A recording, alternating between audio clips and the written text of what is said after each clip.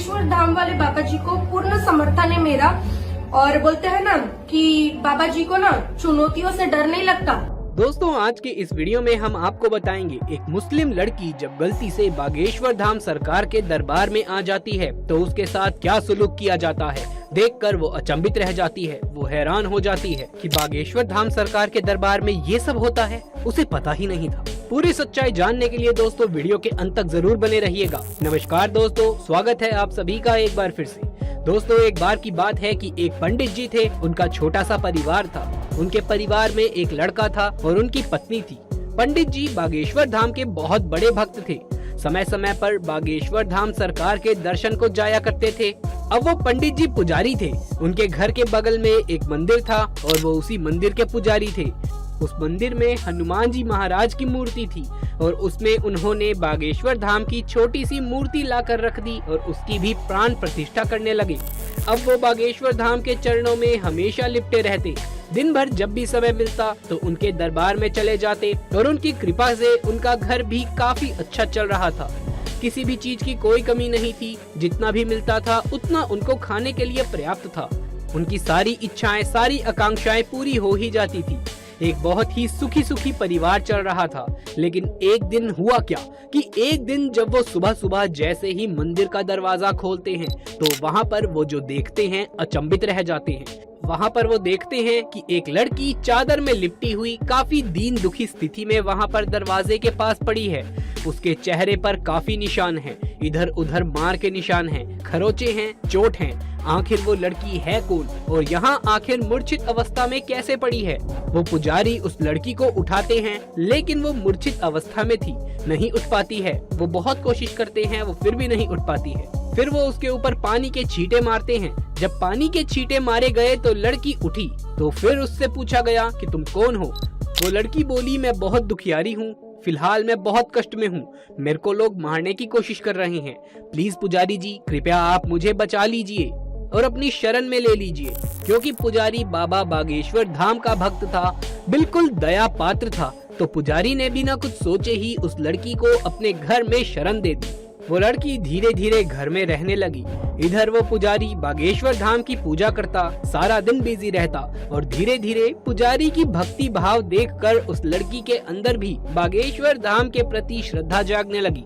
बागेश्वर धाम की तरफ उसका मन भी मुड़ने लगा। वो भी धीरे धीरे उनकी उपासना करने लगी।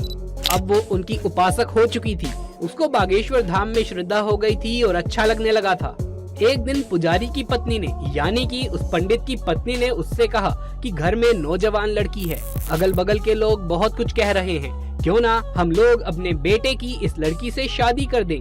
ये लड़की बहुत नेक है, बहुत ही अच्छी है, मैं इसे कई दिनों से देख रही हूँ। वो लड़की अपने साथ में एक गठरी लिए रहती थी और जहाँ भी जाती थी एक लाल कपड़े में गठरी लेकर के हमेशा अपने पास रखती थी। उस गठरी को बहुत ही सेफ रखती थी। तो जैसे ही उस पंडित की पत्नी ने कहा कि अपने बेटे की उससे शादी की जाए, उन दिनों पंडित का बेटा और उस लड़की को जो है वो आपस में प्रेम भी हो गया था। दोनों के अंदर ही प्रेम भावना जाग गई थी। पंडित ने अपने बेटे से कहा, बेटे क्या तुम उस लड़की से शादी करना चाहते हो। उसके लड़के ने भी हाँ भर दी कि पिताजी यदि आप राजी हैं तो मैं उसको पसंद करता हूँ, मैं उससे शादी करने को तैयार हूँ। पंडित की पत्नी ने पूछा उस लड़की से कि बेटी क्या तुम मेरे बेटे से शादी कर लोगी। वो लड़की शर्मा गई और मुस्कुराकर घर के अंदर चली गई। सब समझ गए कि हाँ वो राजी है। पंडित ने बड़ी धूमधाम से खुशी से उन दोनों की शादी कर दी और अब वो दोनों पति पत्नी बन गए। लेकिन एक दिन जब वो अपने पति के साथ कमरे में थी तो वो अपने साथ में एक गठरी लिए हुए थी। तो गठरी को देखकर उसके पति ने सोचा कि अब तो मैं इसका पति हूँ, जरा इस गठरी को खोल करके तो देखूं कि इसमें क्या है। इतने में ही वो लड़की बोली, नहीं इसे मत खोलिए, आपको मेरी कसम इसे कभी मत खोलिएगा। क्योंकि वो लड़का अपनी पत्नी से बहुत प्रेम करता था तो वो नहीं चाहता था कि मेरे कारण मेरी पत्नी को दुख हो। वो अपनी पत्नी को बोला, यदि तुम्हारी ऐसी इच्छा है तो तुम निश्चिंत रहो, मैं आज के बाद इस गठड़ी को कभी नहीं छेड़ूंगा। लेकिन एक दिन उस लड़की की तबीयत बहुत ज्यादा खराब हो गई तो वो लड़का, पंडित की पत्नी, सभी लोग बहुत परेशान हो गए कि आखिर उस बेचारी को हो क्या गया है। ये हमारी प्यारी सी लड़की की तबीयत कैसे खराब हो गई। वो उसको बहू नहीं मानते थे, उसको अपनी बच्ची मानते थे। इतना मान सम्मान, प्यार शायद वो लड़की कहीं और ना ले पाती। धीरे धीरे उस लड़की का प्रेम और बढ़ता गया। एक दिन वो लड़का देखता है कि मेरी पत्नी आधी रात को उठकर कहीं जा रही है। वो गठरी लेती है, उस गठरी को लेकर के वो आधी रात को कहीं जाती है। एक दिन देखा, 2 दिन देखा, लेकिन वो रोज ऐसा जरूर करती थी कि अपनी गठरी लेती थी और रात को कहीं चल पड़ती थी। जब डेली ही ऐसा होने लगा तो एक दिन उस लड़के ने सोचा कि आज तो मैं अपनी पत्नी का पीछा करूंगा कि आखिर वो करती क्या है। तो जैसे ही रात होती है वो उठती है, जाने लगती है। उसका पति उसके पीछे पीछे जाने लगता है। वो एक पुल के पास, एक नहर के पास जाती है, उस गट्ठर को खोलती है और वहाँ से कुछ टोने टोट के करके फिर से गट्ठर को लेकर वापस आ जाती है। उस दिन वो लड़का उसे देख लेता है और वहीं पर उसे पूछता है, क्या बात है, क्यों आती हो यहाँ? तो वो लड़की कहती है, तुम्हें मैं सब कुछ बता दूंगी, घर चलो आराम से, किसी को कुछ मत बताना, मैं आपको सब कुछ बता दूंगी। घर पर आते हैं, वो लड़की रोते रोते सब कुछ बताना शुरू कर देती है। वो कहती है कि मैं एक मुस्लिम लड़की हूँ, लेकिन मेरे घर वाले बहुत ही कम उम्र में मेरी शादी करवाना चाहते थे। किसी तरीके से मैंने इनकार करा, लेकिन उसी बीच मेरे को एक ब्राह्मण के लड़के से प्रेम हो गया और मैं अपने घर वालों के खिलाफ जाकर उस ब्राह्मण से शादी कराई। मेरे घर वाले पूरे रुष्ट हो गए, विद्रोह करने लगे। मैं अपना घर बार छोड़ के, सब कुछ छोड़ के उस ब्राह्मण लड़के के पास चली आई। 2-3 दिन तक तो सब कुछ अच्छा चला, वो मुझे प्यार से रखता था, लेकिन उसके बाद मेरे साथ सब कुछ गलत होना शुरू हो गया। वो घर पर दारू पीकर आता था, मुझे मारता था। ससुर मेरे साथ अलग बदतमीजी करते थे, वो लोग मेरे को पीटते थे, वो मुझे जलाते भी थे। ये जो दाग धब्बे हैं, ये सब उस जलाए हुए के ही निशान हैं। मुझे लगने लगा कि मैंने बहुत गलत काम किया एक ब्राह्मण के घर में शादी करके। मुझे लगने लगा कि ब्राह्मण जो होते हैं, जो पंडित होते हैं, वो बहुत ही खराब होते हैं। मैं सोचने लगी कि क्या सभी ब्राह्मण ऐसे होते हैं। एक दिन जब मैंने अपने साथ हो रहे अन्याय के खिलाफ आवाज उठाई तो मेरे पति ने, यानी कि उस ब्राह्मण लड़के ने जिससे मैंने शादी करी थी, जिससे मैंने प्यार किया था, उसने तो हद ही कर दी। वो मेरे को ले जा करके कोठे पर बेच आया। वहाँ पर और मेरे साथ घिनौने काम किए जा रहे थे। तो मैं भागना चाहती थी, लेकिन मैं भाग नहीं सकती थी। लेकिन एक बार मेरे को मौका मिल गया था। एक रात को मैं छत से कूदकर वहाँ से भाग गई। वहाँ से जब रात के समय में भागी तो मेरे को एक औरत ने देख लिया। वो 3-4 लोगों को लेकर मेरे पीछे तो भागी, लेकिन रात का समय था, मैं इधर उधर झाड़ी में कहीं छुप गई। और ऐसे ही छुपते छुपाते मैंने देखा कि यहाँ पर भगवान का दरबार है और यहाँ पर आकर के मैं मंदिर के अंदर आकर छुप गई और इस दरबार में मेरे को कोई ढूंढने नहीं आया। भगवान ने मेरे को बचा लिया और सुबह होते ही तुम्हारे पिताजी ने मेरे को जीवन दान ही दे दिया। अगर मुझसे कुछ गलती हो गई हो तो मुझे कृपया माफ कर देना।